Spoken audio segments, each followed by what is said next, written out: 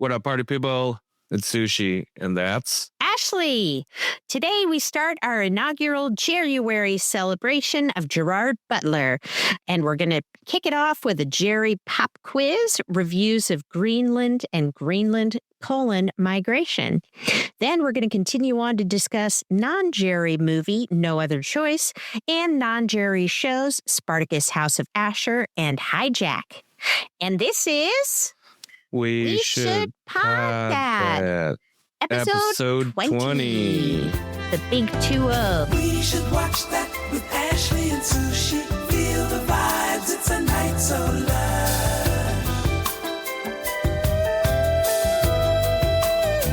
January is dark, it's cold, it's gritty, and no one is grittier than Gerard Butler.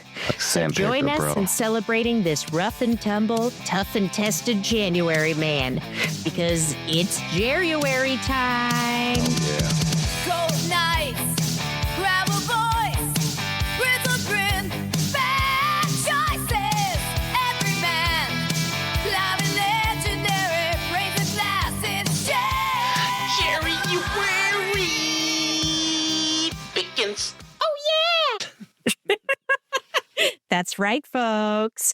Today we are starting our GERRYUARY celebration with a pop quiz. Whoa. That's right, Sushi. We're going to be doing a game called Guess Jerry's Job. Oh, no. So I'm going to read a movie, and then you're going to tell me what you think their job was. Oh, okay. Each answer is worth 1 point. Then we will have a bonus question worth 3 points. So, are you ready? All right. Okay, here we go. Movie number 1, Tale of the Mummy. Yeah. What about it? What was his job?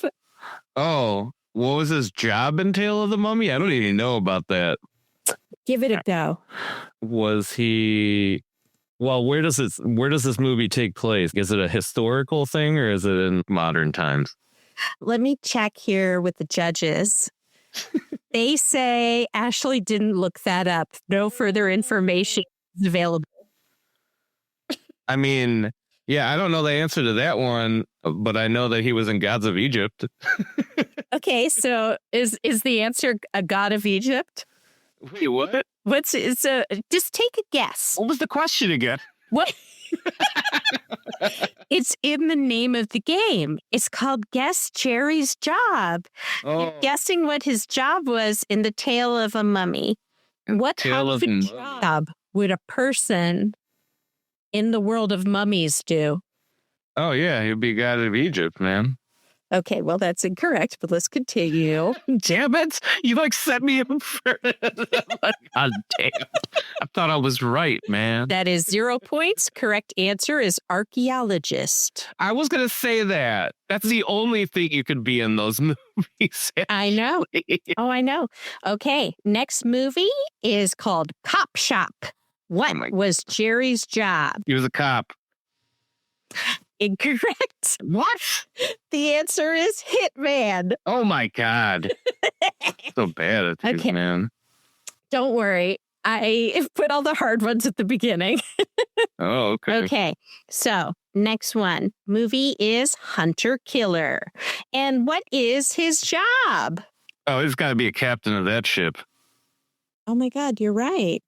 Yeah, he doesn't play roles where he's not the lead of a transportation, a mode of transportation. That's true. All right, going on to movie number 4. Movie 43. Yeah, That's the name of the movie. I know.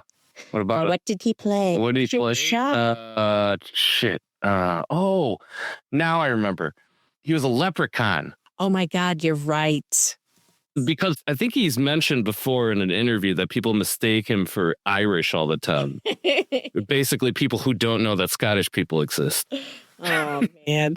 Which is me sometimes. All right. Our next one is The Ugly Truth. Name that job.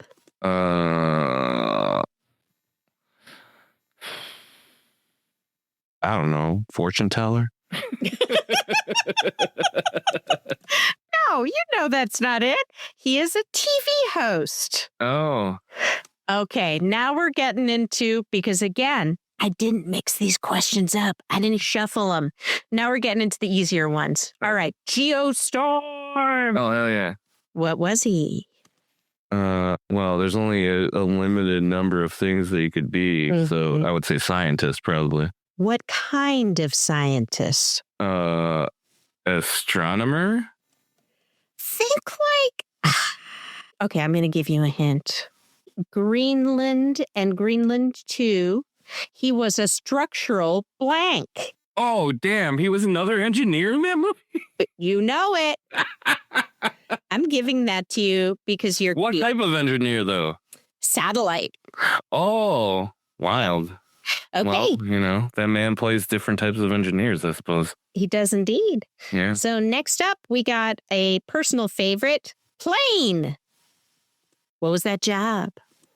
Oh, yeah, he is. Actually, I not only know his job, he was the pilot, but not only that, the reason why he probably knows how to fight in this movie is because he was a pilot in the Royal Air Force. Oh, the RAF. Yes. I had no idea. That's amazing. Good knowledge. Good, man. All right. Moving on to the next movie, we have Dracula 2000. Name that job. That motherfucker was Dracula. Yes. He is. That was back in the sexy day. Vitamin C was in that movie. Oh my God. Actually, that's one of the movies that people often find out about through me because it was so bad, I think, that most people didn't see it. But I do remember it, mostly because I think Vitamin C got topless in it. yes, And we it's have like a watched it early together. Gerard Butler. We were like, oh, Vitamin C's topless. And I was like, So there you have it. She did that one song, the graduation song. So it's like a big deal, you know? Moving on to the next movie. We have Den of Thieves. Name that job. Oh, he's definitely a cop. You know it. I don't know. All right. Nick. Well, I mean, actually, let me take that back. The first movie was a cop. I think he's fired by the... Or no, actually, no. He's not fired in the second one. They just... It's a dubious connection. Yeah. Oh. Well, speaking of dubious films, we have Gamer. Name that job. Oh, damn. What was he in Gamer? Well, I mean, he's a character that's actually in the game in Gamer. But I can't remember what he did before that. Would you like to take a guess? I don't know. He was just a convict or something, right? Because weren't the people supposed to be fighting for their freedom? He was a soldier. Oh, he was a soldier. Well, I guess I mean... He was disgraced or something. Yeah. Okay, so we have finished our first 10 questions. Let's tally it up and see where you're at. We got a 1, we got a 2, we got a 3, we got a 4, we got a 5, we got a 6. Now that currently... By the way, did I tell you that there's a special prize, a special audio prize? No, you didn't. Oh. Well, you're not going to get it because I only got 6 out of 10. That's like a D, you know? Well, I would be like currently in zoned the for middle that. territory, but guess what? We have a bonus question worth 3 points. What? Mm-hmm. Okay. Sushi, what job has Gerard Butler played the most in his career? Oh, We got A, Secret Service agent, B, detective, C, Viking chief, and D, archaeologist. what was it? Secret Service. Incorrect. What? It is Viking chief. Really? Even Played that more than... Oh, I guess he did the voice for the other animated 6 movies. movies: How to Train Your Dragon, Legend of the Bone Napper Dragon, Gift of the Night Fury, How to Train Your Dragon 2, How to Train Your Dragon: The Hidden World, and How to Train Your Dragon, the live action one. Oh, yeah. Wasn't he in Rain of Fire, too? Yeah, he sure was. And guess what? He played an archaeologist. In Rain of Fire? No. Oh, that's true. Yeah. Right, because, yeah. They didn't yet discover dragons Yeah. Something about that. Yeah. So, okay, here we go. I'm going to break down your score. You fell into the vibes-based survivor. You don't know the resume, but you know the man. You're operating on instinct, cultural memory, and the fact that Gerard Butler is usually yelling while doing a job. Yeah. It's not clean, but it's you're still alive here. Hey, you know what else isn't clean? What? Gerard Butler in most of the movies that he's in. Oh, that is incredibly true. And as your prize, we have a special performance from Gerard for you. What? One of these early mornings, you're gonna be wiping those weeping eyes. Those weeping eyes, yeah. Okay. Thank you. Hey, you're welcome. You know, it might not seem like a gift. It might not seem like a prize. No, that's a gift. But if you had come in 0 to 4 points, you would have been listening to him singing the Phantom of the Opera. So. Oh, man, I should have went lower. That can be arranged. I know. All right. Well, now that we've had a little fun, let's get to business and talk about Greenland. Oh, yeah, Greenland. Let's do it. Greenland is a 2020. That's right. That 2020, the one you remember. It's a 2020 disaster thriller. No, not that disaster. An end of world disaster. It's directed by Rick Roman-Waugh and written by Chris Sparling. Stars Gerard Butler and Morena Baccarin. And, you know, on paper, it sounds like kind of a classic end of world chaos story. So there's a massive comet that's headed to Earth, and only a handful of people are being funneled into a last-ditch bunker. But this movie was honestly less about the big disaster spectacle and a lot more about stress, bureaucracy, definitely some bad luck, and also just about how absolutely brutal survival gets when the rules don't make any sense. And I'll tell you, there's a lot of stuff in this movie that doesn't make any sense, but the acting is really great. It's basically a 2-hour anxiety spiral about who's going to get saved, who doesn't, how far you'd go to keep your family alive. And that's why, honestly, it's a really good one to talk about. So I really liked this movie a lot more than I thought I would when it came out. And I think that's because, yeah, it's not like 2012. It's much more grounded. It feels like a world we really live in. And so it's interesting and scary to see things that could happen. Gerard is awesome in this. It's like the kind of role I think he's born to play, sort of like a grizzled good guy who'll do whatever it takes to keep his family together, you know? And that's really enjoyable. There's definitely just some logistics that drive me bonkers in this movie. I know we're going to talk about this. Yeah, but for sure. People get selected in a lottery system. And the way he finds out is they text him and simultaneously blast it across his television. Television. So he's having a little dinner party or something to celebrate the asteroid that they think is going to miss Earth. It doesn't. Yeah. And then their TV starts saying, you and your... I mean, it does, but then a fragment pricks off. So everyone there is like, what the hell? We want to go. And I think it's like a lot of things in the first movie. The setup can be a little janky, but what happens afterwards is pretty interesting. Like seeing how different people in their community react and how being lucky enough to be chosen, to be selected, could also be a curse. So, yeah, surprisingly, pretty solid movie. I mean, what'd you think, Sush? Well, I have a lot to say about this movie. So Let's hear it. brace yourself. I've seen this movie a few times, and I often ask myself why the writer decided to feature a somewhat broken family. You know, having Gerard Butler, and Allison Garrity, played by Morena Baccarin. Why they had them play a couple attempting to reconcile after a separation. And after seeing it maybe a half dozen times, you start to really realize how little the comet fragment stuff happens to matter.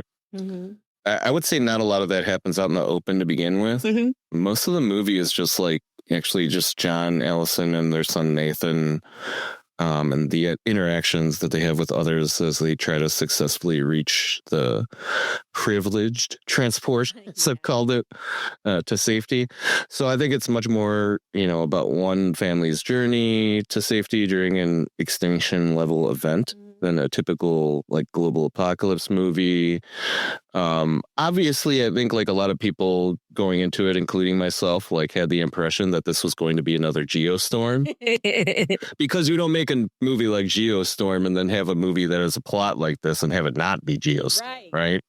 It's so not Geostorm, which I love. No, but it's so not Geostorm, and that's almost why I think this movie ended up being so good and kind of pretty well regarded critically, because I don't think it was what people were expecting. Mm-hmm. So let me just get into the meat of this.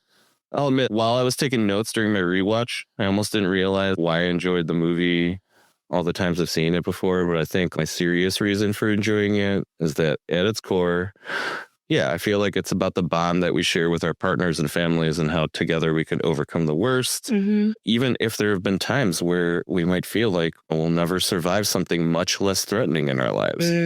Like how John and Allison start the movie with John's affair and the fallout of it being something they're unsure whether they can weather. But eventually they overcome the challenges of dealing with a global apocalypse. My less serious reasons for enjoying this movie, because I enjoyed Gerry as a gruff everyman. Yes. That sometimes reluctantly does what's needed to do his job and or keep the people around him safe, but is only able to do so after overcoming some less than heroic personality flaws or some serious mistake that he's made. And given that he's just a structural engineer who apparently couldn't keep it in his pants, that definitely fits the everyman definition better than a former U.S. Army Ranger or Royal Air Force pilot. Plus, this movie is kind of the movie that cemented him for me as an inter-apocalypse guy. Ooh, yes. Instead of pre or post-apocalypse. We'll get into that a little bit too. Next thing is, this may be kind of weird, but I also like it because it's probably one of the more believable extinction level event scenarios that's been made into a movie. Not meaning to be morbid, but I remember at least being interested in this movie when I first heard of it, because I remember being both a bit scared and amazed when I found out in school, like as a child, that astronomers have predicted similar events happening in the far future.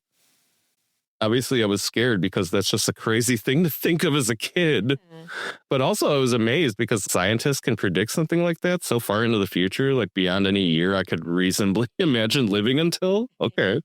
I also feel like I didn't get the apocalypse fatigue that I can sometimes get with movies like this, because there were fairly limited shots and even video coverage of the actual comet fragments raining down. But even that aspect in the movie, kind of setting it apart from typical apocalypse movies, like I still feel like it's an apocalypse movie, and it's a pretty good one considering. And to cap off like all the things that I liked about it, I did think the fart joke at the start of the movie, my God, I'm talking to Nathan about comets, was pretty hilarious. The rest of the movie's pretty serious, so you got to enjoy those few silly balls that you do get. Can I go into my list of crap now? Oh my God, yes. While the next part of my notes seemed like heavy criticism about the plot, after the rewatch and kind of thinking about them, I think I've actually been more amazed that someone was actually able to come up with such absurd scenarios where things would snowball into usually other absurd scenarios, which eventually drove me from feeling irritated to insanely amused. I'm going to get into what I feel is the most absurd part of this movie, which is really just like that whole lead up to them leaving their home to head to Greenland transport. First, what the fuck is up with the alert just coming over TV? You're talking about, so I get the cell phones, but come on, literally anyone could be over at the house. Like, people could be looking in the window. Also, since John was chosen due to his vital skill set as a structural engineer, you'd assume if they were able to research and make those assessments about him, surely they would have identified his son as a diabetic prior to the incident Yes. and already made the decision whether or not to disqualify the entire family for sheltering or to make an exception for Nathan without them going through a whole ordeal of him being rejected on that basis. They just wait until they've actually get to the meetup point to tell Allison, I'm sorry, you should have been informed. Yeah. Anyone with a chronic condition can't be on the plane. That is a wild part of this because their kids' diabetic situation is a major part of the first movie. Yes, and actually I have timing for that. Oh my too. God. Give me the diabetic. Yeah, so yeah, it's stupid, but I guess changing this would have resulted in a big chunk of the movie not even taking place. I mean, the plot really doesn't move forward until this incident that kind of causes shit to snowball. So I actually timed it from the moment that Allison realizes Nathan's insulin pump is missing to the point where all three of them finally reunite. I'm talking like, John, Allison, and Nathan all reunite together. So we're talking nearly an hour. Oh my God. It's 48 minutes and 45 seconds about. Just to put that into context, that's over 45% of the runtime of the movie. Whoa. And remember that runtimes include the credits. Oh my God. So, okay, just let me go through the list of how much shit that actually happens through this town. All right. 1. Allison goes from being in line for the plane to deciding she can't get on the plane without waiting for John. 2. John asks to get off the plane to find his wife, resulting in an angry mob of unprivileged trying to get on planes and eventually causing one of the aircraft to go up in flames because people are shooting at somebody who happens to be refueling the plane. It's fucking stupid. Oh my God. 3.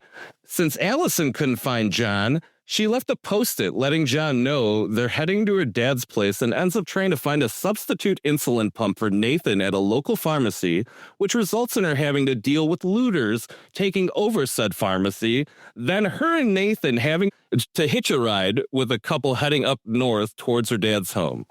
4. Meanwhile, John's wandering around trying to get a cell phone signal, manages to call Allison, and is on the line basically just long enough to let her know he's okay and for her to tell him to meet at her dad's. Conveniently, that guy Colin on the truck that he hitched a ride on both confirms that the DHS selection process targeted people who had skills that were deemed vital for surviving the post-apocalyptic world and that he knows that planes are flying to Greenland. 5. Allison was dumb and shared that they were selected with the people they hitched a ride with, which eventually resulted in the dude giving her and Nathan the ride unilaterally deciding to kick Allison out of the SUV so him and his wife could potentially leverage Nathan's wristband to get them on a plane. Allison ends up wandering off alone, not really knowing what to do. 6. Some good old boys decide to hassle John for his wristband using the basis that he, quote, isn't from around these parts, resulting in a collision that sends all of the dudes sitting in the back of the truck going flying into a nearby field. They recover, and the asshat who originally tries to attack John tries to finish the job, but ends up killed in self-defense by a hammer wielded by John. Unfortunately, John finds out Colin died as a result of the collision and kind of wanders off alone. 7.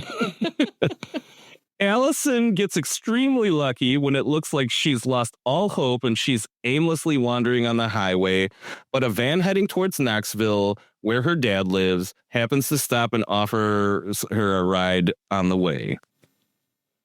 8. Those dumb fucks that kidnapped Nathan luckily get rejected while trying to sneak onto the plane. Nathan spills the beans that they're not his parents after the soldier realizes one of them doesn't have a wristband, which results in the soldier scanning Nathan's wristband, and we find eventually providing him shelter at the nearby FEMA encampment. Amazingly, Allison is told by a soldier to check there for Nathan after checking for him at the airport, resulting in them finally being reunited. So convenient. Yes. 9. John decides to break into a house to clean up and kind of gets his bearings together, then steals the people's Camry and heads to Allison's dad's to meet with her, assuming She's already made it there. 10. She's not there, and her dad is justifiably pissed off that Allison and Nathan aren't with John. But after a weirdly short and light argument, they get a call from her and they all reunite at a nearby grocery store. So you see what I mean about heavy criticism. Yeah. Yeah. But isn't it right? I honestly wouldn't even say this movie isn't in the like so bad it's good territory, because I really think Gerard Butler and Marina Baccarin play their characters really well. Yeah. But the whole snowballing scenarios things kind of like also makes you feel like it could be better. Yeah. It's not appealing me by any means. Like, yeah.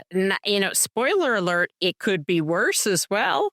Yeah. And it's definitely not even my favorite Gerard Butler feature. Uh-huh. But I do think this is one of the apocalypse movies that I actually enjoy that isn't like a result of technology or robots. That's true. Yeah. And it was just a nice rewatch. I don't always like watching movies like this. Sometimes and it's usually just not movies fun. like this, I think, typically have less value to me on a rewatch. But actually, this one has held up pretty well. And I guess I'll just go into my rating. Let's hear it. I gave it a 3.5 for entertainment and a 3.5 for quality. Oh, okay. I just think this was a solid apocalypse movie that didn't need to be as good as it was, but I think they made it different enough for it to stand out in a good way. The acting was solid. They were very measured with the amount of special effects that they used, but I think it was to their benefit, because obviously we're going to talk about the second movie, and I know we don't feel the same way about it. But on that note, just to close it out, I just want to remind everybody that this was a COVID era release. Yes, true. So it didn't really pick up steam until it was released to VOD in December 2020. I think that might also contributed to why it felt like critics were less harsh towards the movie like this, because in reality, We were going through it.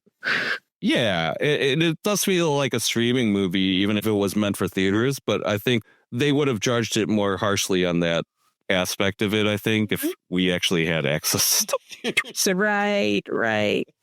Yeah. Awesome. Well, and for my score, so I went with a 3 for enjoyment. It's one that I'm not going to on a random day be like, ooh, I got to watch Greenland. But if it's on, I'm going to enjoy it. So I gave it a 3.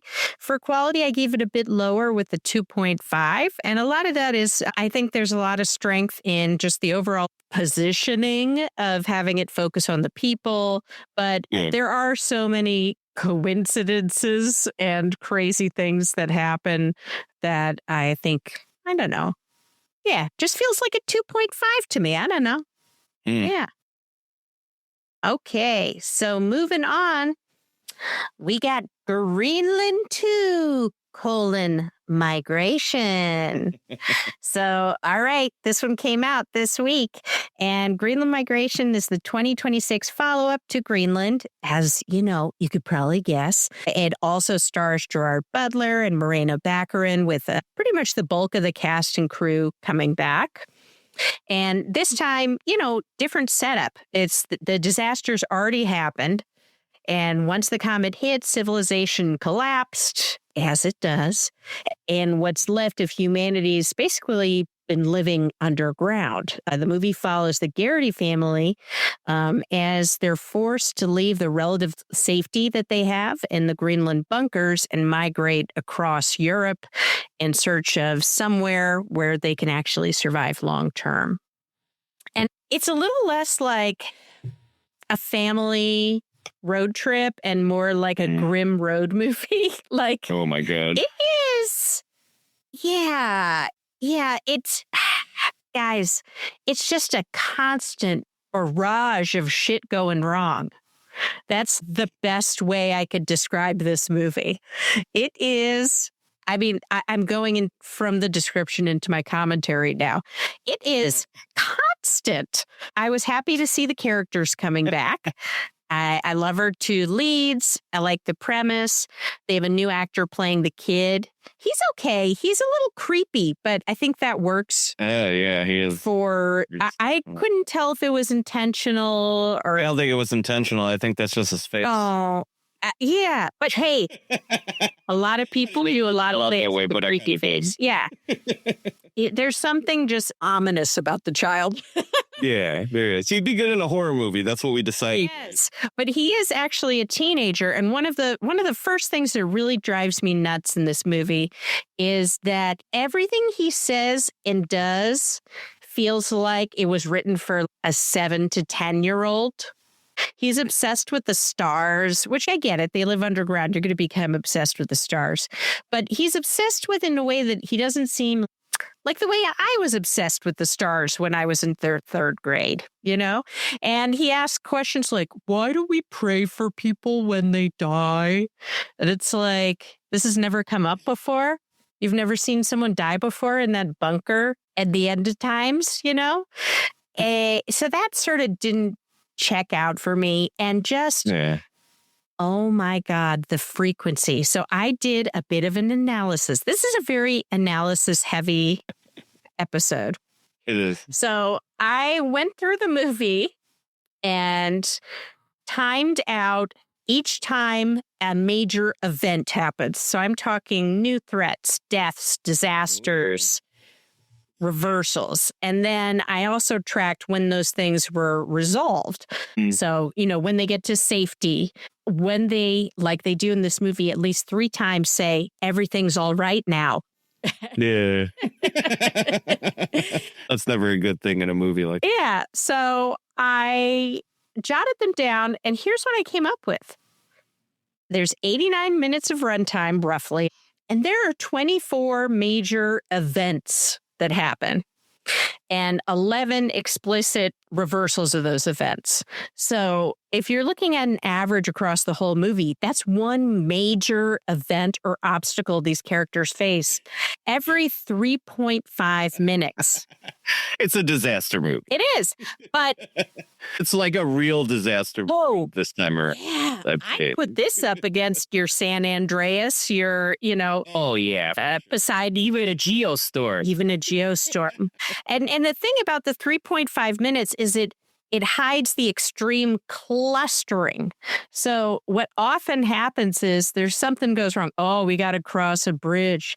They get to the bridge and then, oh, the wind comes along. We might fall off the bridge. And then there's an earthquake and it escalates one after another within minutes. It just keeps getting crazier. And there was a good, it's bad feel to this movie that wasn't in the first movie, I think. There was a certain entertainment and like, what the fuck? You know, about all these events. But I did feel like, dang, I did like the characters in the last movie. I'd like to see more with them and Yeah. a little bit more downtime because I can't breathe, you know? Yeah. What is happening? So, yeah, really high event rate. They all sort of cluster and the resolutions are wild. And listen, we're not a podcast that gets into spoilers, but I will just tell you that the ending is one that I think a lot of people aren't going to like. Yeah. I hated it. Yeah. Yeah, And I don't hate a lot of things, I know. especially not things with Gerard Butler. I know. And he has some nice moments. He has one where he says, beer. Yeah. That's an He exciting. says beer. Yeah. Beer. Like, oh my God. In his act. Oh, it's great. And then there's one where I think he says, well, it can't get any worse than this. Or what did he say? Yeah, that was great. That was a well-timed line, though. I think Yeah. if there's a moment of levity Yeah. or humor in this movie, He's great at which I feel like it wasn't really a part of the first one either. So I don't think we should expect it in this one. But right. I think one of them is definitely that moment. Yeah. Yeah. And there's just like, Everybody will know what we're talking about if they go see it. So there's really no point in explaining. yeah. 'Cause everybody will point that one out for themselves, I'm sure. I know. And I just got kind of locked in, and both of us were sort of talking about this when we watched it. It also, It's almost disappointing, man. Yeah. Because we watched the first one again, and then we had to watch this again. That's like, damn. Yeah, it's definitely not as good. And it ends on a visual that's almost exactly the same as the first movie.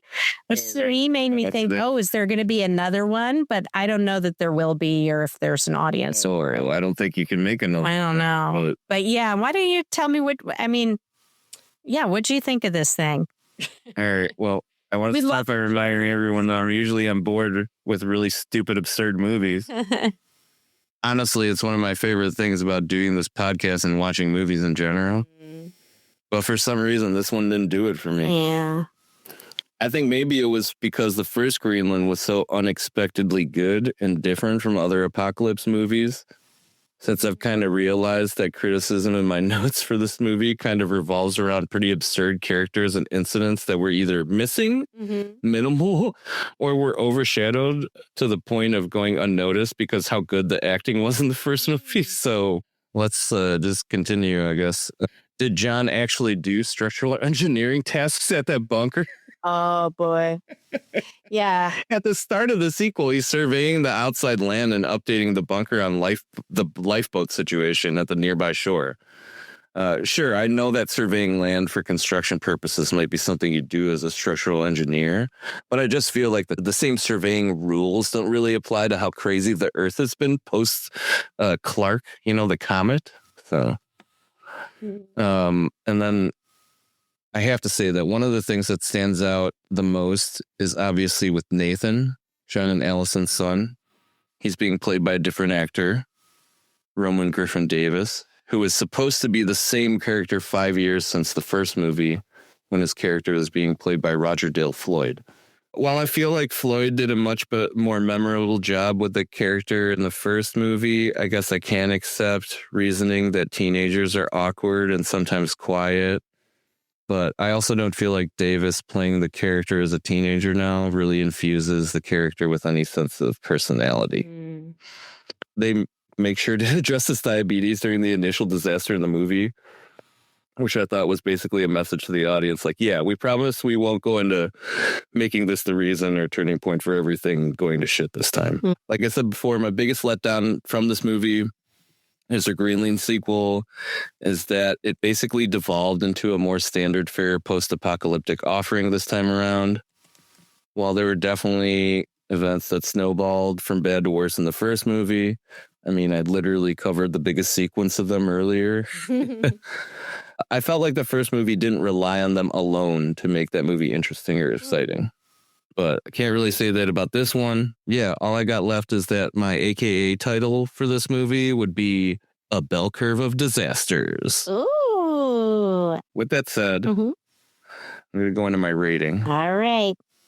For enjoyment, I only give this one a 2. Significantly less enjoyable than the first movie. Not like the worst disaster movie I've seen. It's actually pretty mid for a disaster movie.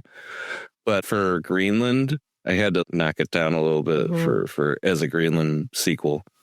But for quality, I did give it a 3. I think that the visual effects were a lot stronger this time, which I'm glad was the case, considering that they did lean more heavily into them this time around. Where I did ding it on quality, since the last one I gave it a 3.5, is I just feel like the characters are kind of crap in this one. The acting's still good, but absolutely. The characters and the way they're written are so different from the movies and the characters in the first movie. Yeah, and there's a lot of side characters that are also underwritten. So why don't you just do one side character? Yeah, there are throwaways, and I feel like... Yeah, anyway. Absolutely. Well, going into my score, I gave this one a 2.5 for enjoyment. Definitely not as good as the other one, but I gave it a little bit higher on enjoyment because it stressed me out.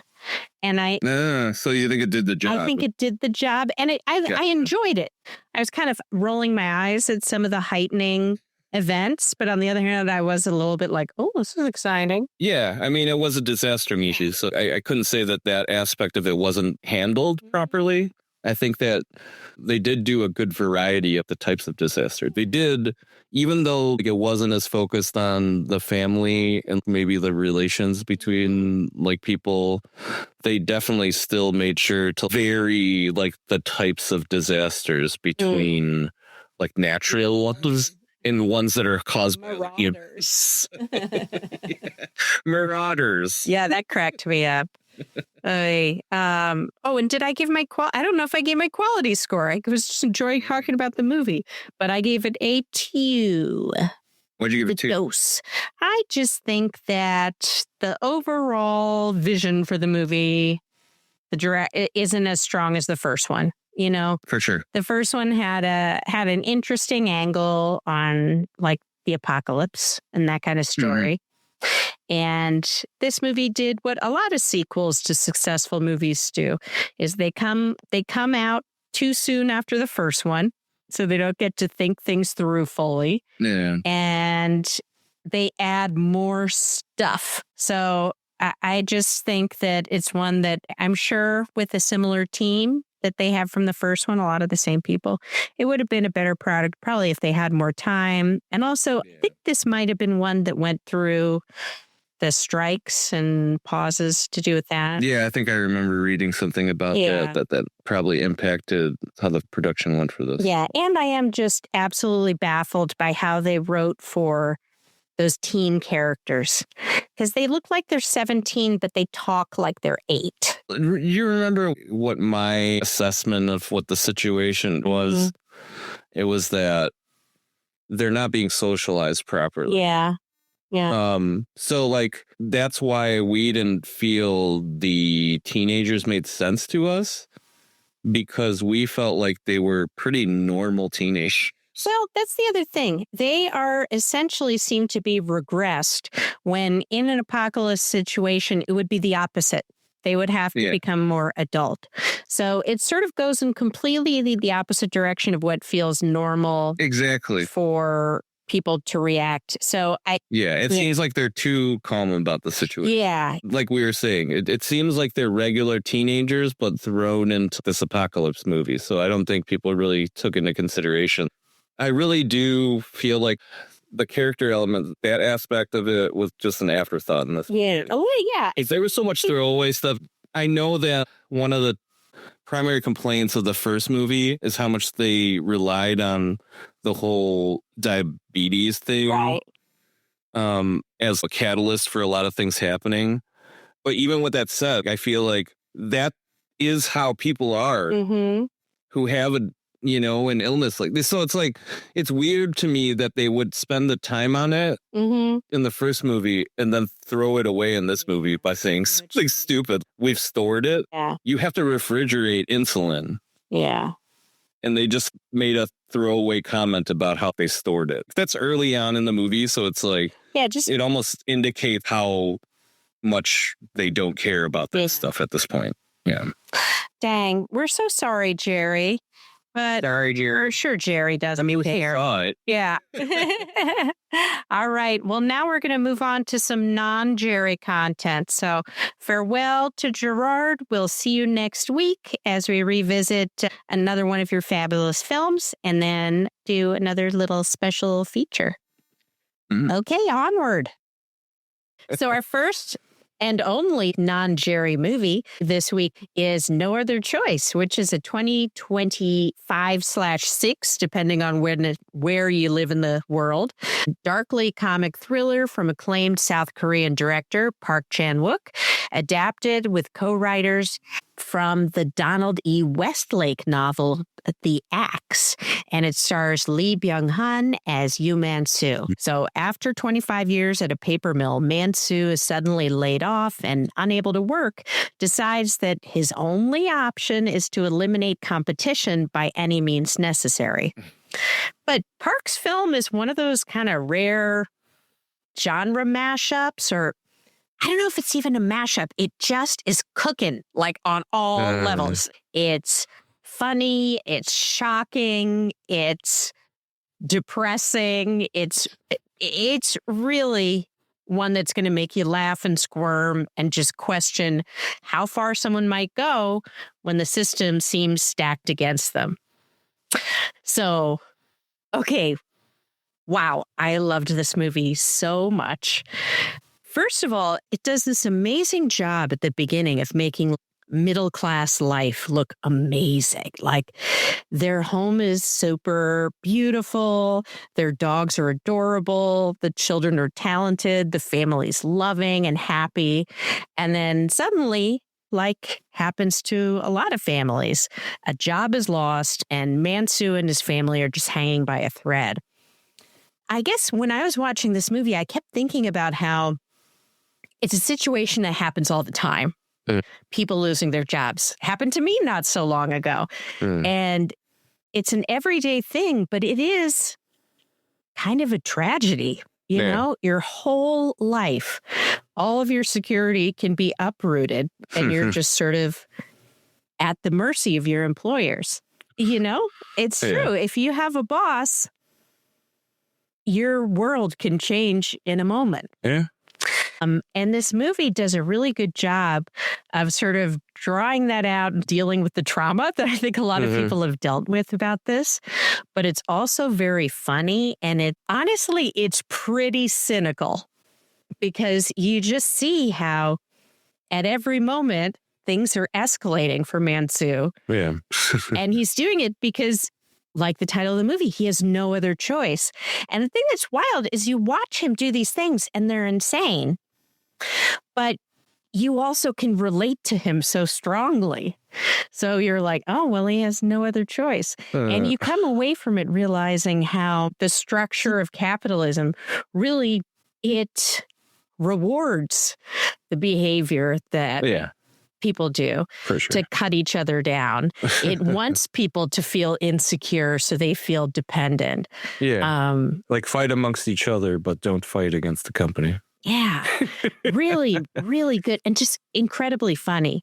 And one thing I wanted to bring up, which I think is interesting, this is a movie where things constantly go wrong. Like big things go wrong, small things go wrong, clumsy, everything goes wrong. But we just talked about a movie where a lot of things go wrong, a Greenland 2 migration. And these two movies handle that so differently. Like in Greenland, I felt like there's a stopwatch.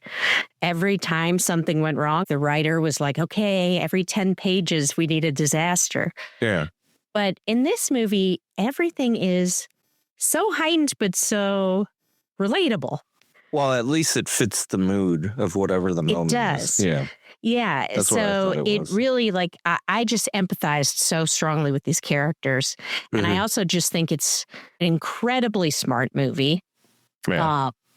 I haven't read any criticism on it yet, but I'm curious if people are going to mention Parasite in the same kind of category. And it's kind of interesting because I think they are two of the best movies I've seen in the last 10 years. And they're both about a similar topic, but they, approach it really differently. I don't know. I was blown away. So I could keep going on. But Sush, what did you think? Well, before this film, I'd only seen one other film that Park Chan-wook did, which was Old Boy. Oh, yes. So I don't think I really had any context of what to expect. I mean, Old Boy. But the vibe was obviously depressing and at times also disturbing and disgusting. So I don't think it was a good other movie that he worked on to use as a reference point. But I think that's a movie that would have a high quality score, but a lower enjoyment score. yeah, You for know, sure. it's not a pleasant watch by any means. Well, it's like not even going to get any score because I'm never going to watch it again. You're right. You just need to see it one time and that's enough. Yeah, that's enough. Yeah, I don't need to see it again. But yeah, I don't think I watched the full trailer for this movie, No Other Choice, at any point. But I do remember seeing the teaser and not having any idea that this movie might be funny, actually. Yeah. Like I knew about the whole him feeling like he needs to take out the other guy kind of things, but I didn't think it was going to be a black comedy kind of thing. It really is. I think like the first aspect that I really thought about after seeing this movie was seeing this movie as an Asian person. I think I initially felt this movie was pretty nuts. Oh. Like for an East Asian film, as far as showing us what crazy extent Mansu and some of the other characters are willing to go to, like in their perceived pursuit to happiness. But then I had to remember that this wasn't a Taiwanese film, which I feel tend to either be more comedic or dramatic. Right. But I feel like Korean films oftentimes do involve some pretty devious, evil plots and activities, even if it's not necessarily saying like the people are that way. It's just like certain things drive people to do things like that. Yeah, they've had some amazing directors who work really in that wheelhouse. Yeah. Yeah, it's unique. But with that said, this movie was so much funnier than I expected. In watching the trailer, I had a slight inkling that this might have some comedic elements, but I thought it would be more of a thriller drama. Instead, I feel like this dove pretty heavily into black comedy territory to the point where there's moments where I found it to be really absurd, but it all kind of fits the overall tone of the movie or like the moment. So it doesn't at all feel forced. And like, in fact, it kind of makes the movie a lot more palatable by infusing humor, a plot which like on paper it seems pretty morbid. Yes, very. Well, my favorite characters from the movie are Mansu, obviously, and Ara, that one character's wife that features fairly prominently in the movie. She's amazing. And then the close second after those two characters would be Mansu's wife, Miri, who she's great. had some great moments interacting with Mansu, like especially near the end, that I thought were hilarious. So much happens in this movie, and it's definitely one of those movies where it's a series of snowballing events that leads to others. So that's probably all I can say for the details. Yeah. But what I will say is that I've never realized that competition in the paper industry was so crazy. Oh my God. Yes. And those men love paper. Yeah. And I thought IT was crazy bad as far as how heavy the competition is for certain roles. But man, I couldn't imagine being driven as far as Mansu in this movie before I would think like, yo, maybe this isn't right for me. Yeah, like maybe I should look into something else. Exactly. Yeah. Maybe a career coach. Yeah. Well, overall, I love the movie, even though I definitely connected very personally with like the competitive job market and workplace stress aspects of the movie. Oof, yes. But hey, and like some movies about competition and career pursuits, I think this one really does a great job with the message that maybe keeping up with the Joneses doesn't fall in line with what we really need to feel happy in life. Yeah. Because I think that like a less discussed aspect of it, but you can obviously see it in how the family makes decisions like that. Yeah. So yeah, I thought that was good messaging because at the end they're like still together.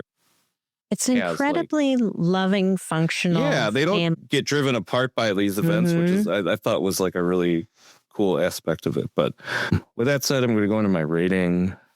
Enjoyment, I gave it a 4.5. And for quality, I also gave it a 4.5. Nice. Yeah, this was an amazing movie. I was not expecting anything, first of all, this funny. Yes. But oh my God. Also, I wasn't expecting a movie that I felt like I could connect to so much, like on different levels. The overall quality is great. The actors are great.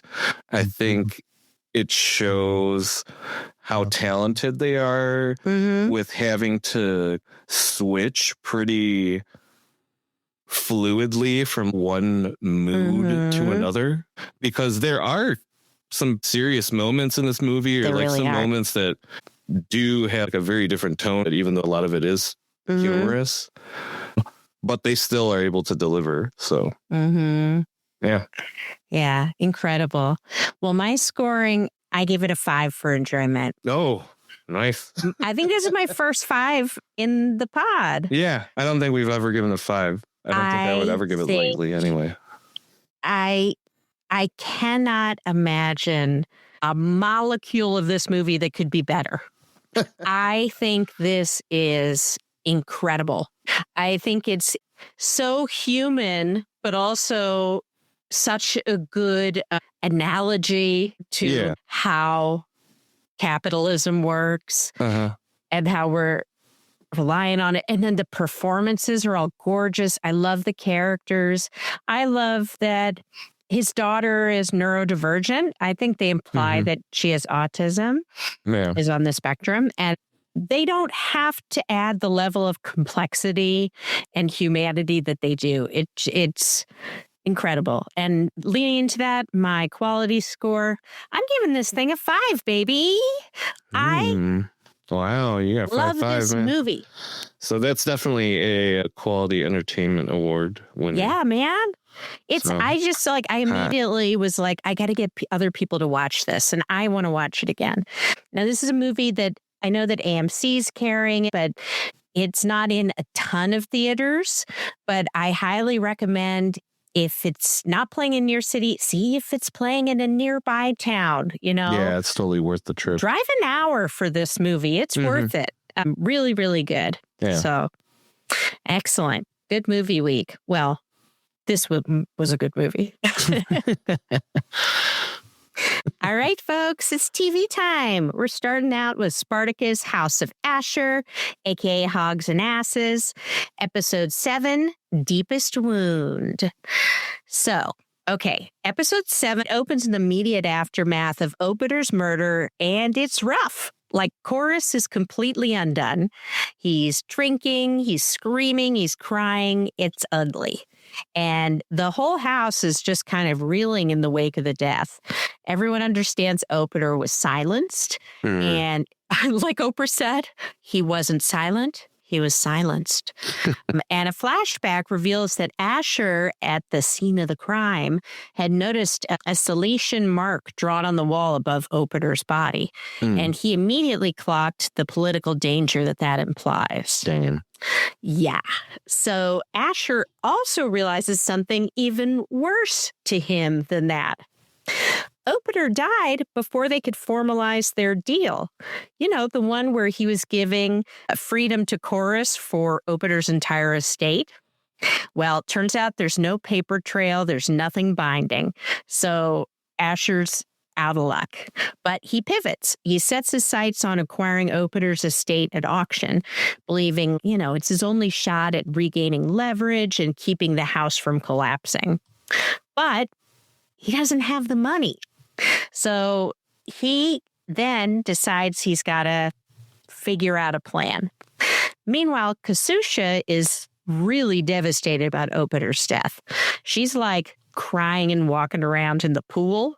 It's pretty wild.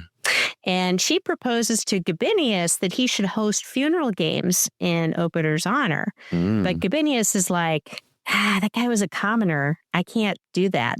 Damn. But instead, he says that he could host the auction of Opiter's belongings and then basically include a public tribute to him. And that kind of strikes a middle ground. So Kasusha decides, yeah, that'll work.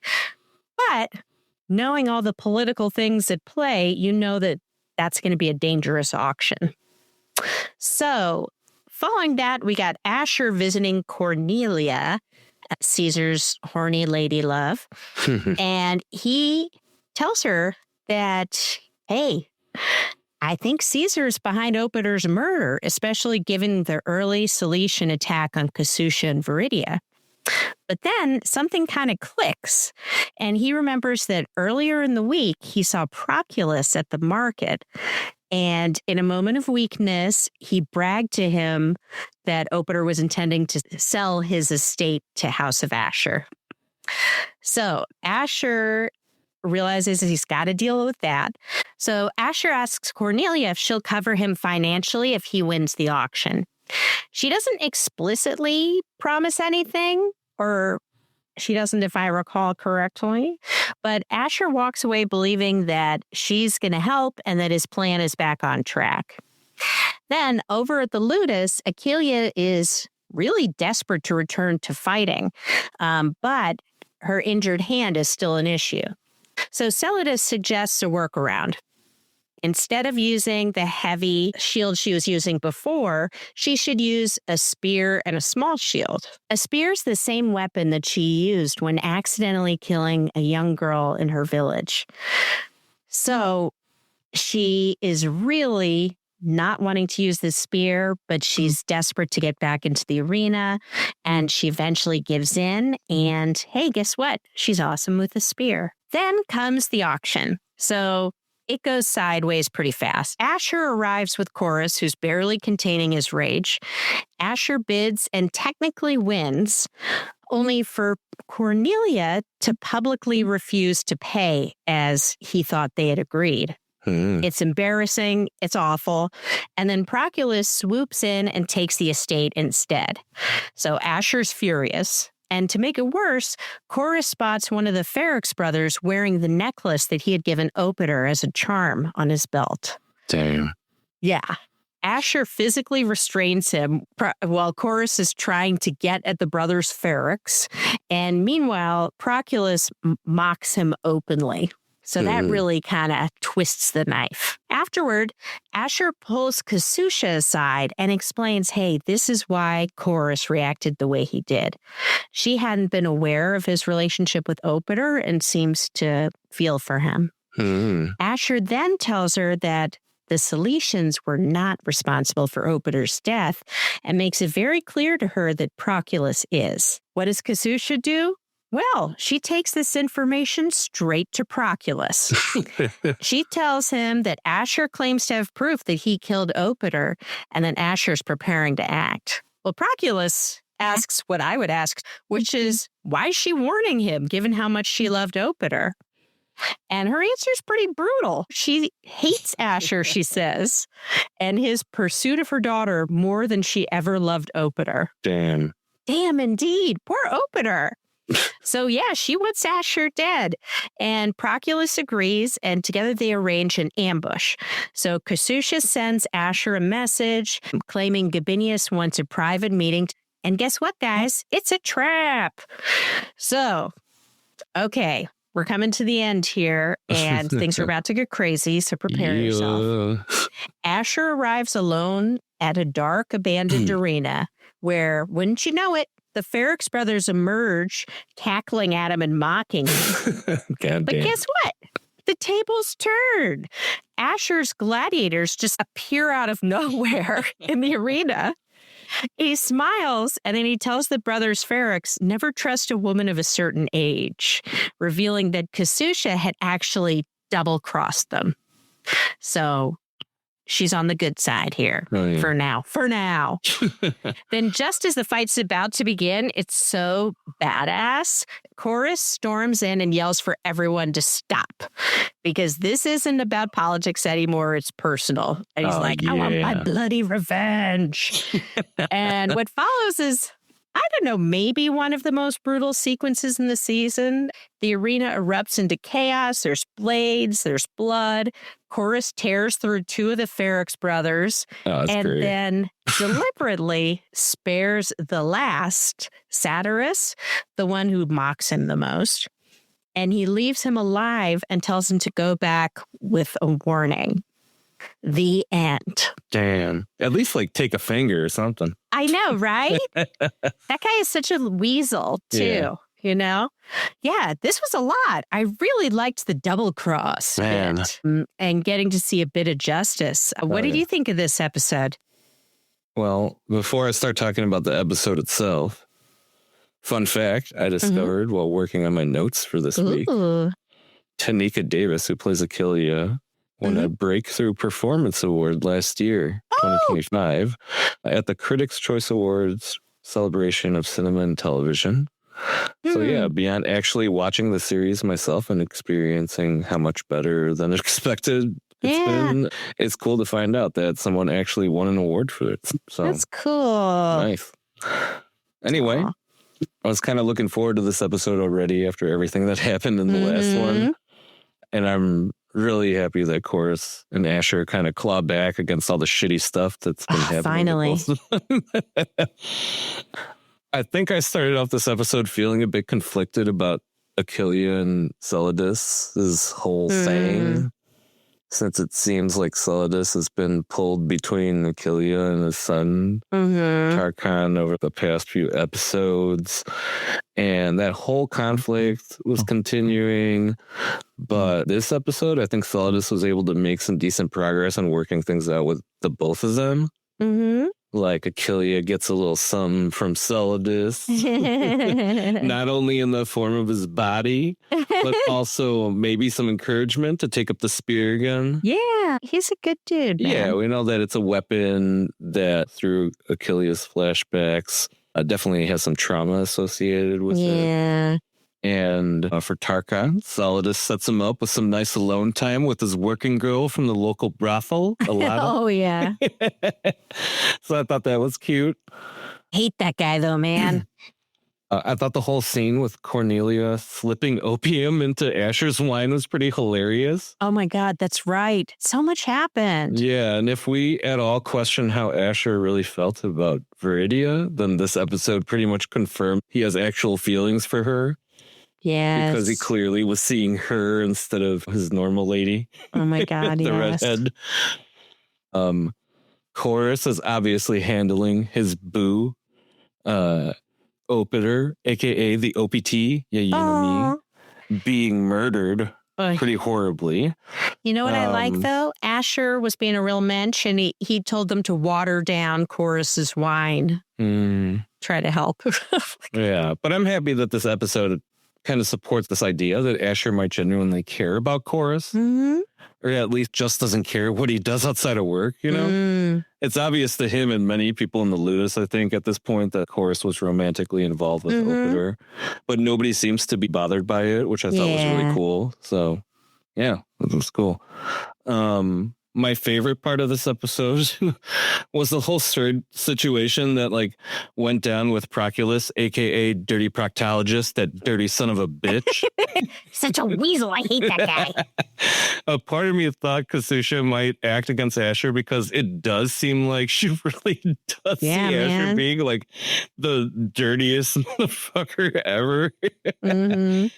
But in the end, I'm happy that Chorus got his revenge. And like Ashur, he's definitely a better man than I am, since I know that if you got murdered by 3 little people, you better believe I'm not just murdering 2 out of 3 of them for revenge. Aw, that's so romantic.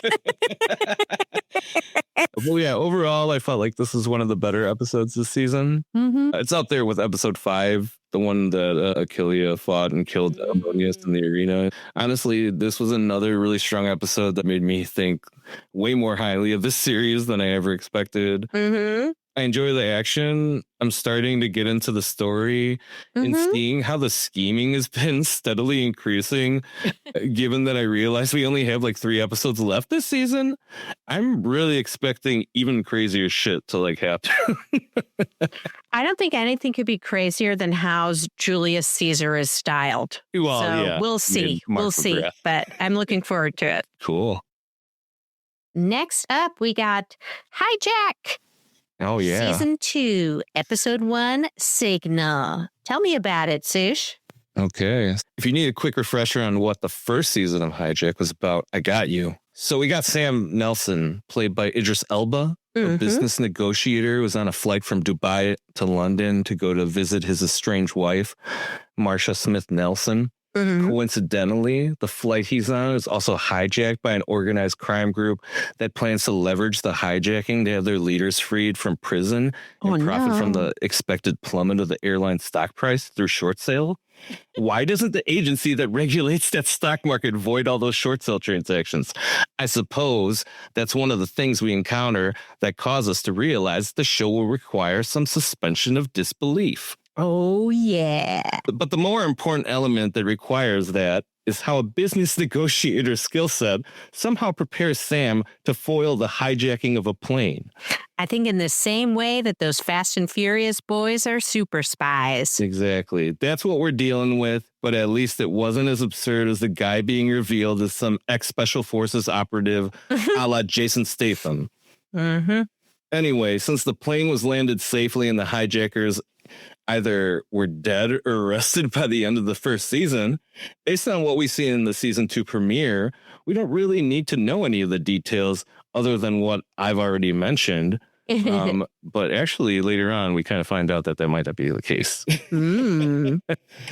Moving on, heading into season 2 from the trailer, it looks like somehow Sam has ended up in yet another hijacking, this time on a train. That part already excited me because it feels like the show has become the TV show version of the movie Plane with Gerard Butler and Mike Coulter, because they both are transportation-based action thrillers, right? The crazy part is the plot this time seems to imply that Sam is either suspected of planning this hijacking or for some reason actually is the one who planned this hijacking. Damn. Anyway,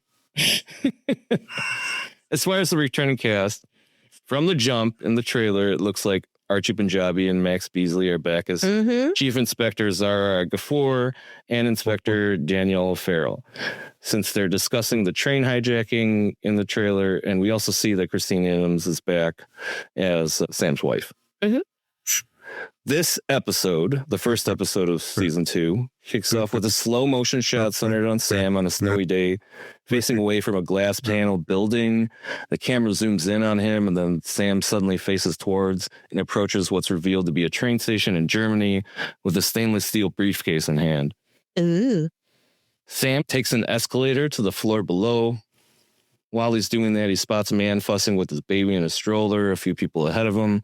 He approaches the man, then offers him a hand, moving the stroller off the escalator. The man apologizes, saying, "It's my first time out with him." But Sam tells him it's okay and he's doing fine. Immediately following this, we see Sam hear and then look over at an argument happening with some other commuters in the floor above. But eventually he just continues on his way. Meanwhile, a woman named Olivia is leaving Sam a voicemail as she's walking through some city streets. Apparently, she's tried reaching him before regarding an appointment with someone at the Federal Office of Justice, but she still hasn't heard from him since he landed. She apologizes for chasing after him, but then ends the call, presuming Sam's on his way before entering the British Embassy. Which one? I have to assume one in Germany, since that's where Sam happens to be. We continue to follow Sam, and his POV shows us how much he's been scanning all the people and cameras as he's moving through the station. Weirdly, he buys a canned drink from a vending machine, but then immediately throws it into a nearby trash can. Yeah, that was weird. He spots a CCTV camera overhead. It's weird. Yeah. We then cut to 2 unmarked vans pulling into a cul-de-sac, and then teams of police outfitted in tactical gear greeted by a plainclothes officer, a detective or inspector. They approach a building that has signage on the roof reading Mobile Olfe. I don't know if I pronounced that right. Anyway, we have a man unlocking the door for them before being pushed away by the cops breaching the building. One of the SWAT-looking guys assumes they got a bad tip, but the inspector finds an electronic device and a key card. Next, we move on to a team of workers working in a subway on the tracks. The supervisor calls out to them in German, spots another worker passing by quickly on the other side, carrying a heavy-looking duffel bag. We're going to call that guy Duffel Bag Guy. And lets him know that the shift is over, asking if he's going to be heading up with them. He keeps looking in the other direction he was heading in and replies that he's on a different shift. Suspicious. The supervisor asks for his ID. The other man shows it, and the supervisor just tells him, okay, be safe, and heads back to his team. We go back to Sam approaching the platform. We get a few shots of the train station break room where an employee gets up and leaves, and they're watching Knight Rider, apparently. Yeah, Knight Rider. Hell yeah. We return to Sam as the train pulls up. The man from the break room approaches the conductor to perform a safety check as Sam observes the men. A woman who introduced herself as May Tan spots and approaches Sam, saying that she was an intern in Singapore he met during a deal with Ambank. Sam continues to scan everyone on the train as she speaks and others are boarding, clearly occupied with something. Since she hasn't yet boarded, Sam tells May that he wants to go on a different train car and seemingly loses her. relieved. We shoot back to the break room worker we find out is actually a conductor as he's taken over for the one guy who was talking with earlier. Then the camera shoots to another man we haven't seen yet, who has his hood up and is carrying a backpack. He takes a moment to look behind him as he moves through the train. Back at the British Embassy, Olivia is being asked, presumably by a manager of some sort, what she's working on. She tells them she's meeting Sam, but the manager responds dismissively, saying that he's been trying to meet with them for months and is surprised when Olivia reveals that he's in Berlin and she's already set up a meeting with him and Arnold Goth from the Federal Office of Justice for a hearing. Two teenage boys approach the train station and board the train. Since one of them feels the need to comfort the other as they walk, it's obvious that the other has some fear over taking the train. They board and approach some of their classmates on the same train car as Sam, who apparently didn't lose May. I know.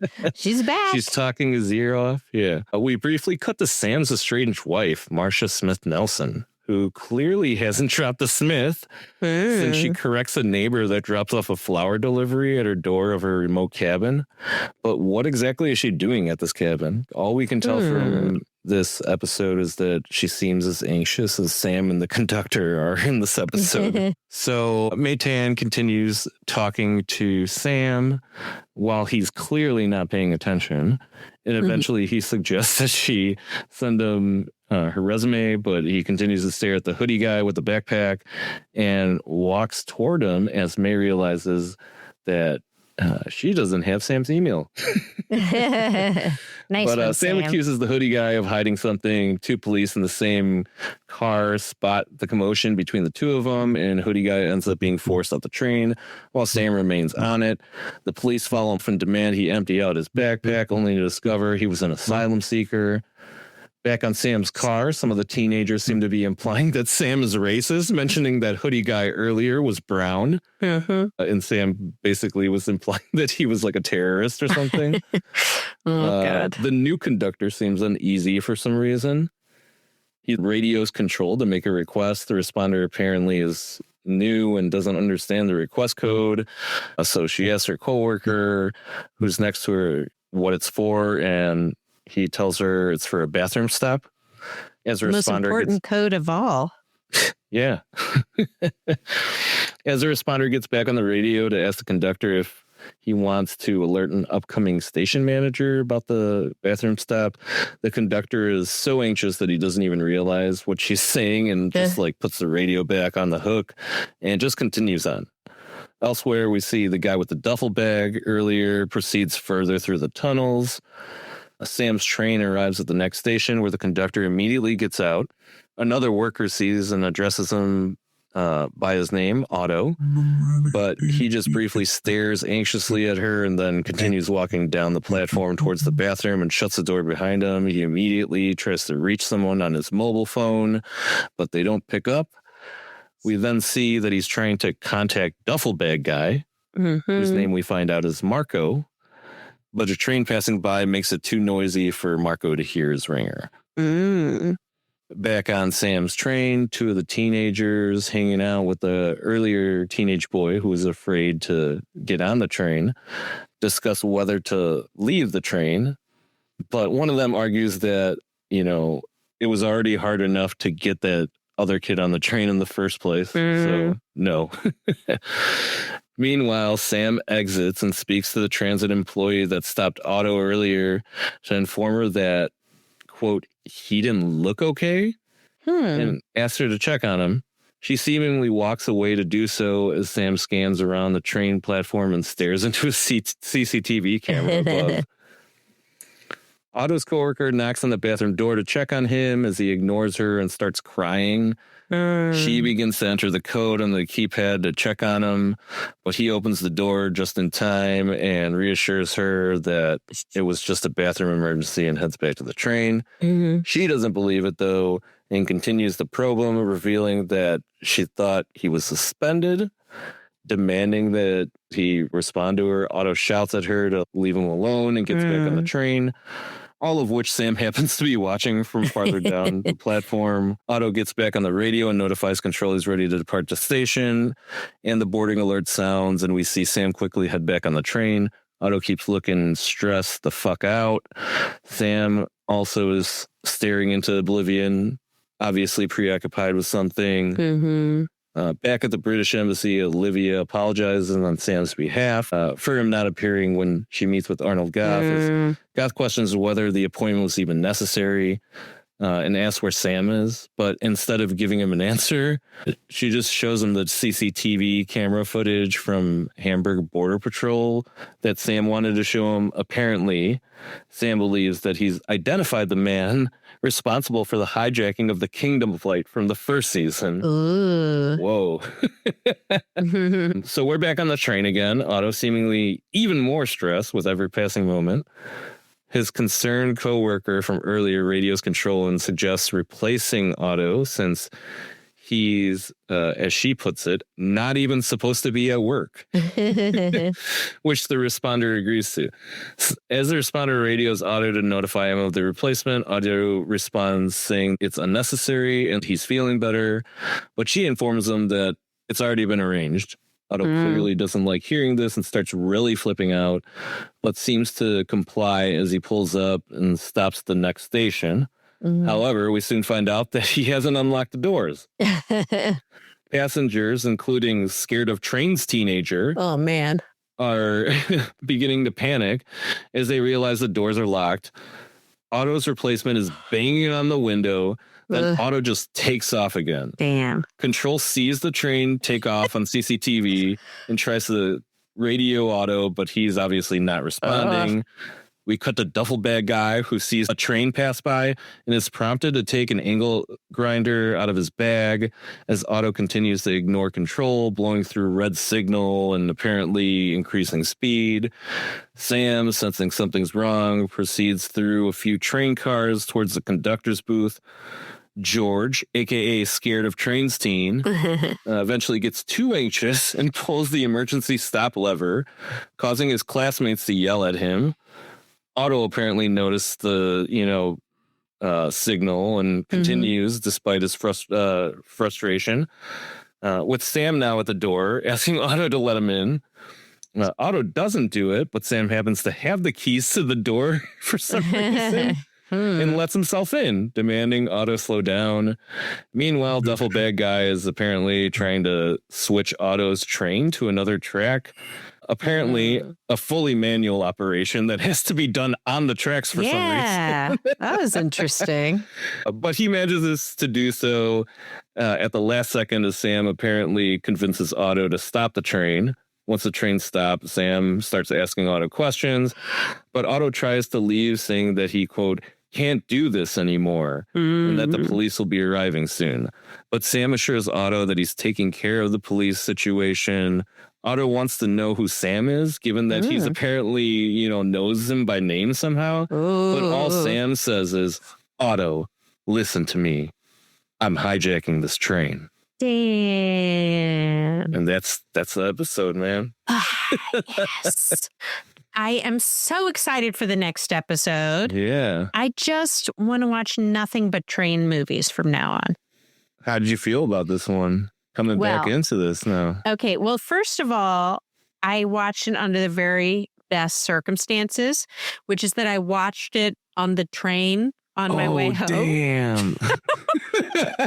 I hope some people got freaked out. I hope if somebody bothered you that they got freaked out by it. It was really nice. It's sort of like I got extra train sounds for ambiance, Whoa. In the background.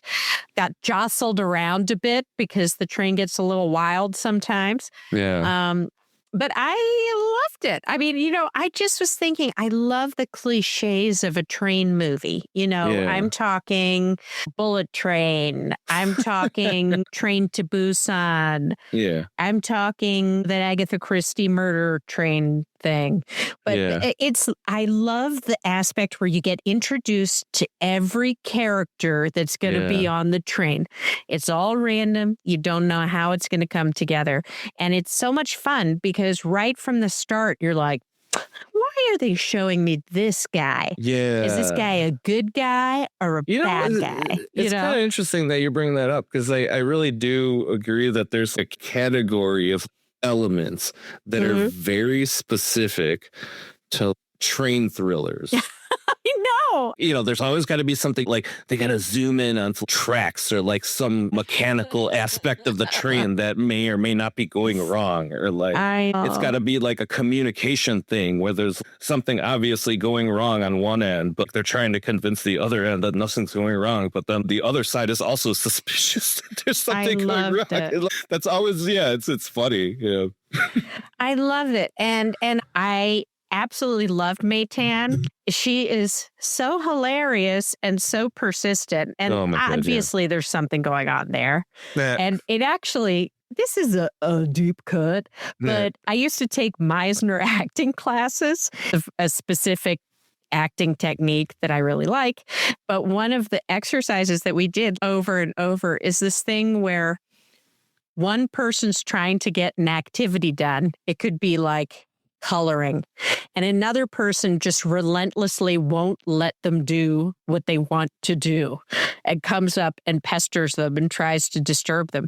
And there's something about that dynamic that's just so fun to watch. So I loved that.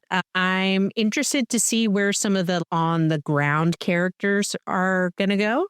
So I want to know what's going on at the embassy. I think you had a good point when we were talking about it off mic. It was kind of weird that this guy, Idris Elba's character, he essentially would be incredibly famous and known like a Sully Sullenberg, you know? Yeah. And yet these people at the embassy are like, you have to handle his thing? Like, take him seriously. He saved a shitload of people. Yeah. Like, what is that about? So I'm curious, maybe there's something about how the public perceives him that's different. I don't know. I can't think of any reason why they would have thought about him that way after the events of that hijacking and him saving everybody. Like, yeah, that was interesting. And then I liked the character.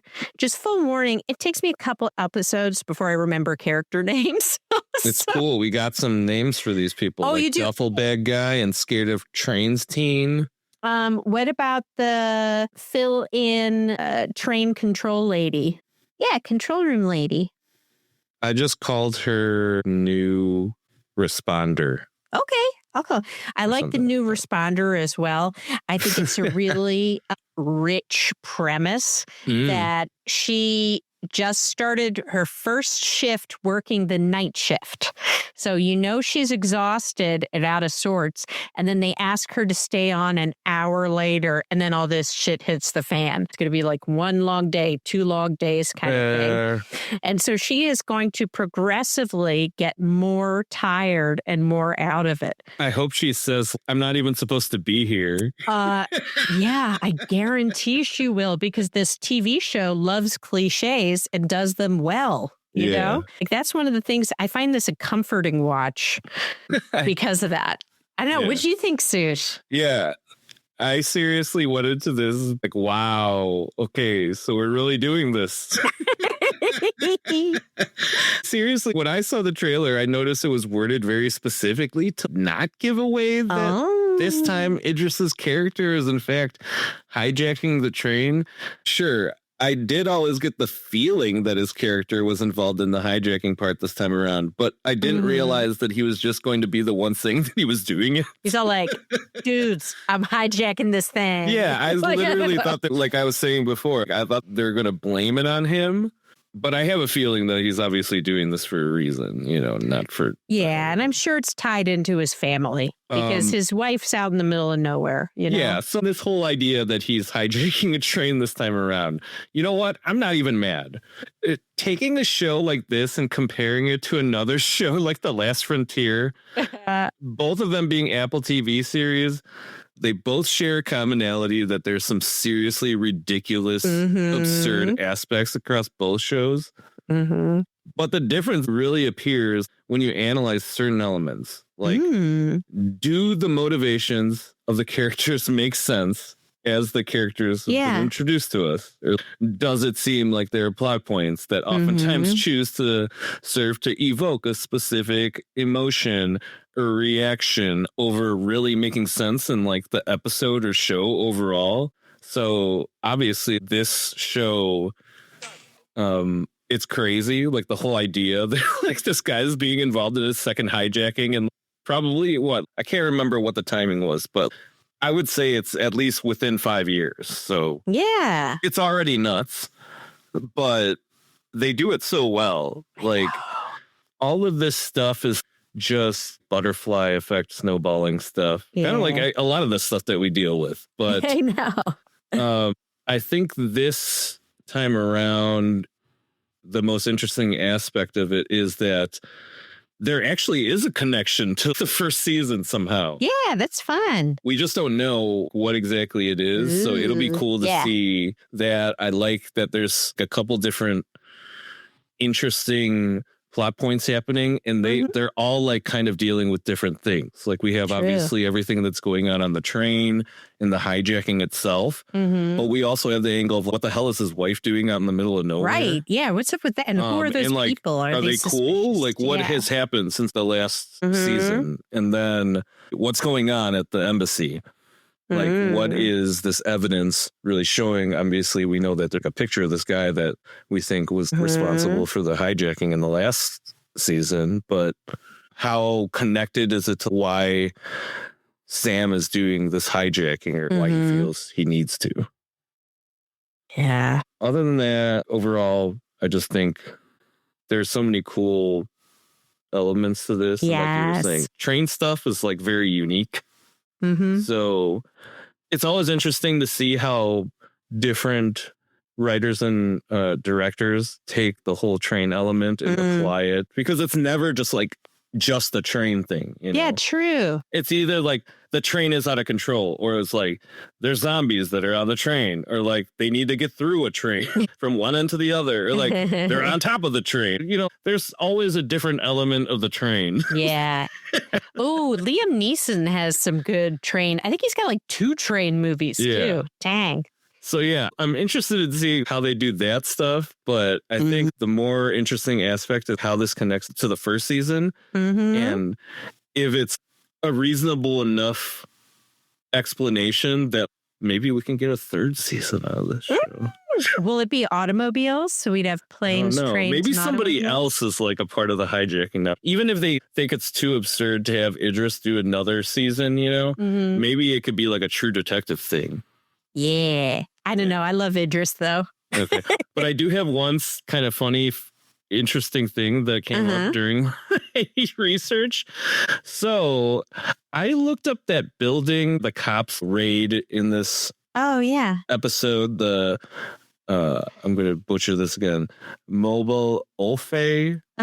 Because I just wanted to know what this building was, you know, while I was taking my notes. Fun fact, per their website, it's one of the most popular bars for lesbians and gays in the whole of Berlin. Whoa! Yeah. But the best part about it, just for anybody who doesn't know this, I've worked in nightlife for over 20 years. So very aware of a lot of nightclub stuff that happens even outside of the Chicago area. So I know like Berghain, the general attitude, they're very selective with who they let in. Yeah. Oh, I've seen the TikToks. Yeah. So it's the funniest part about that is that this place almost sounds like that, because immediately like underneath the first result when I Googled it was a review by somebody on TripAdvisor. And this one says, awful and rude. Oh. 1 star. So even though we come here often, last Friday, a very rude girl at the door won't let us in. If this is the new direction of this bar, parentheses, dead cool club door policy and not caring about regulars, we won't be coming again.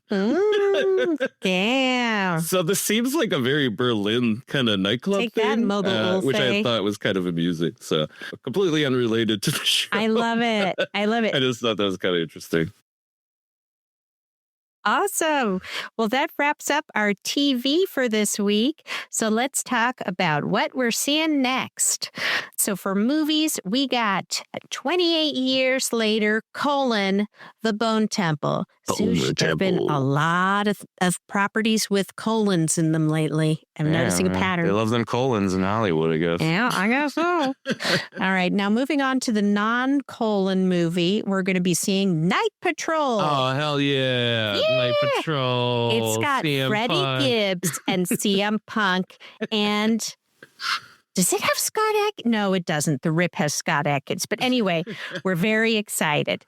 And then We will see the Rip, but we're not going to be talking about that. yeah, we might not unless it's amazing. I got to see, I'm from the New England area, so I got to see my boys when they're in movies together. And then we're going to continue our celebration of the great Jerry Butts with a review of Den of Thieves. Although, yeah. you know what I was thinking? Maybe it should be Plane since we're talking about trains with... I don't know. Let's say Den of Thieves or Plane. Okay. We'll make a decision by then. Okay, so we'll be continuing our celebration of the great Jerry Butts with a discussion of one of his other January movies, possibly Den of Thieves, possibly Plane. Then for TV, we got your regulars. We got your Hijack Season 2. We got your Spartacus, House of Ashur. Oh, yeah.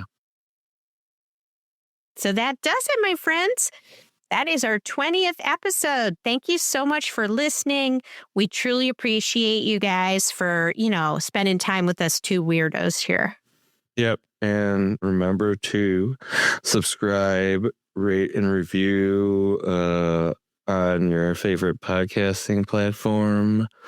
Make sure to follow us on the social medias, TikTok, Instagram, Facebook. That's where you can say hi to us and stuff too. We'll say hi back to you. Yeah. So thank you. And I guess we'll see you guys next week. Thanks, guys. Bye. Bye. Laughter in the air, friendships touch. Movies and delights, we'll share so much. Let's enjoy this side.